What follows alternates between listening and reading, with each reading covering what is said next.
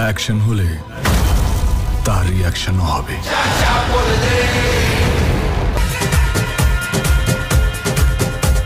एक जिंदा मशाल, मेरा भाई मेरा यार।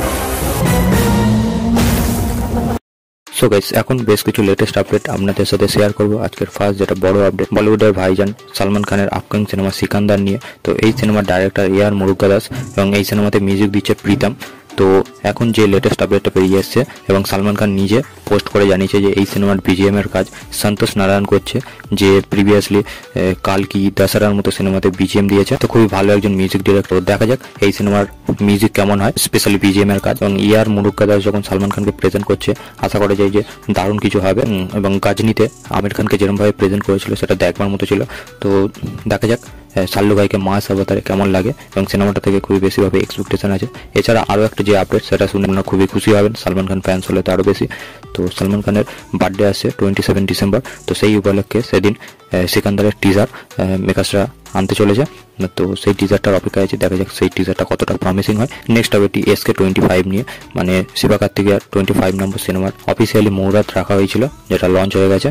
ডাইরেক্টর সুধা কাঙ্গারাজ এই সিনেমাটা ডাইরেক্ট করবে, এবং মেল লিডে আমরা শিবকার্তিকেয়ার সাথে সাথে জয়ম রবি, অথর্বা এবং শ্রীলীলাকে দেখতে পাবো, যেটা প্রিভিয়াসলি সূর্যার সাথে হওয়ার কথা ছিল। তো এই সিনেমার শুটিং খুবই শীঘ্রই স্টার্ট হবে, দেখা যাক সিনেমাটা আফটাল হয় কেমন। আনুষ্কা শেট্টির আপকামিং সিনেমা ঘাটি, এই সিনেমার ডাইরেক্টর হলো ক্রিস। সিনেমাটা নেক্সট ইয়ার 18 এপ্রিল রিলিজ পাবে। আমাদের বাংলা থেকে মোস্ট অ্যান্টিসিপেটেড সিনেমা এবছর ক্রিসমাসে রিলিজ হচ্ছে খাদান।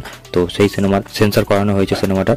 সিনেমার রান টাইম কত এটা আপডেট বেরিয়েছে। এই সিনেমার রান টাইম শোনা যাচ্ছে 2 ঘন্টা 17 মিনিট, যেটা পারফেক্ট বাংলা সিনেমার জন্য, একটা মাস সিনেমার জন্য। দেখা যাক সেখানে ওয়ার্ল্ড বিল্ডিং থেকে শুরু করে ওভারঅল সিনেমাটা সেট আপ ডাইরেক্টর কেমনভাবে করে। তাছাড়া এই সিনেমাটা ইউএস সার্টিফিকেট পেয়েছে, এবং প্রি ট্রেলার বা টিজারে আমরা যেরকম ভায়োলেন্স দেখতে পাচ্ছিলাম সেই সবগুলো বেশ ব্রুটাল লাগছিল। দেখা যাক সিনেমার মধ্যে কতটা মেসেজটা মেনটেন করেছে, এবং যেহেতু ইউএস সার্টিফিকেট পেয়েছে সব ধরনের অডিয়েন্স দেখতে যেতে পারবে।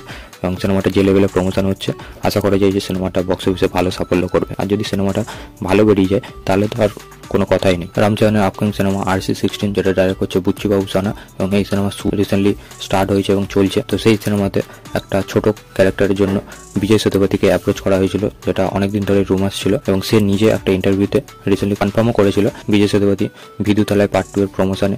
তাকে যখন কোশ্চেন করা হয় যে সে RC16 সিনেমার পার্ট কিনা, তখন সে নিজে জানায় যে না, সেই সিনেমার গল্প সে শুনেছে, গল্প বেশ ভালো, কিন্তু তাকে যে রোলের জন্য অ্যাপ্রোচ করা হয়েছে সেটা খুবই ছোট, সেটা তার জন্য ইনফ নয়। সেই কারণে সে সিনেমাটা রিজেক্ট করে দিয়েছে। আপনারা দেখা যাক সেই রোলটা সিনেমাতে কে করে। আশা করা যায় যে ফিউচারে রামচরণ এবং বিজয় সেতুপতির একসাথে কোলাবোরেশন আমরা দেখতে পেতে পাবো। মালায়ালাম ইন্ডাস্ট্রির তরফ থেকে অ্যাকশন থ্রিলার জনরার ফিল্ম মার্কো 20 ডিসেম্বর রিলিজ পাবে। প্যান ইন্ডিয়া রিলিজ হওয়ার কথা আছে, কিন্তু সেইভাবে নর্থ ইন্ডিয়াতে হাইপ নেই বা প্রমোশন হবে কিনা সেটাও যথেষ্ট ডাউট আছে। সিনেমার মেল লিডে আছে উন্নি মুকুন্দন। তো এই সিনেমাটা রিসেন্টলি সেন্সার করা হয়েছে, সিনেমাটা সার্টিফিকেট পেয়েছে। যে টিজারটা হয়েছিল সেখান থেকে বোঝা যাচ্ছিল যে সিনেমাটার মধ্যে ভায়োলেন্স খুবই ভরে ভরে থাকবে। সিনেমাটার রানিং লেন্থ কত, সিনেমাটা 2 ঘন্টা 24 মিনিট রানিং লেন্থ। দেখা যাক সিনেমাটা কতটা এঙ্গেজিং হয়, এবং মালায়ালাম বক্স অফিসে কেমন কালেকশন করে দেখায় সেটাই দেখবার। তেলুগু একটা আদি বিশেষের আপকামিং সিনেমা ড্যাকর, যেটা একটা অ্যাকশন থ্রিলার ফিল্ম। সেই সিনেমার একটা অ্যানাউন্সমেন্ট টিজার এসেছিল, সেই অ্যানাউন্সমেন্ট টিজারে আমরা শ্রুতি হাসানকে হিরোইন হিসেবে দেখতে পেয়েছিলাম।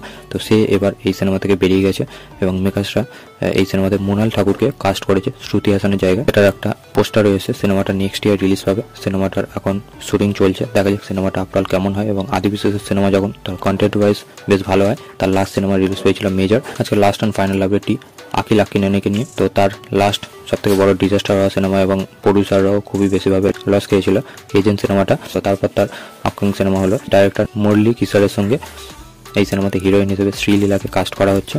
এটা একটা থ্রিলার জনরার ফিল্ম হবে।